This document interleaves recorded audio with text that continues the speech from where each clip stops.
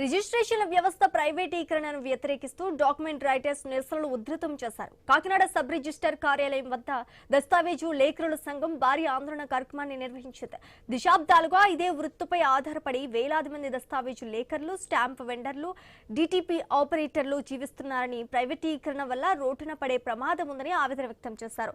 సర్కారుకు భారీ ఆదాయం తెచ్చిపెట్టే రిజిస్ట్రేషన్ శాఖను ప్రైవేట్ సంస్థలకు లేదా థర్డ్ పార్టీ ఏజెన్సీలకు అప్పగించే ప్రతిపాదనను తక్షణమే ఉపసంహరించుకోవాలని డిమాండ్ చేశారు.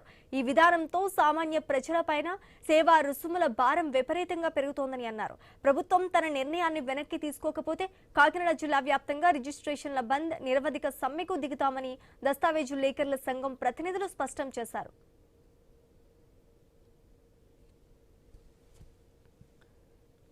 ప్రజా సంఘాలు కూడా కలగజేసుకోవాలి. దీంట్లో ప్రజలకి యొక్క ఆస్తిని ప్రైవేట్ వాడికి ఇస్తున్నారు. వాడికి ఒక ప్రాపర్టీ కొనాలంటే కొన్ని సీక్రెట్స్ ఉంటాయి, కొన్ని ఉంటాయి, ఇవి మాట్లాడుకోవాల్సి వస్తాయి. ఇవన్నీ కూడా డాక్యుమెంటరీ రైట్ అంటే ఒక ఫ్యామిలీ మెంబర్ కింద ఉంటాడు కనుక అన్నీ చెప్పగలరు. వాళ్ళు వచ్చి మనతో చెప్పగలరు. ఒక ప్రేయర్ దగ్గరికి వెళ్ళి ఎలాగైతే ఫుల్ ఇన్స్ట్రక్షన్స్ ఇస్తామో అలా వాళ్ళకున్న సాధబాధకాలను చెప్పగలరు.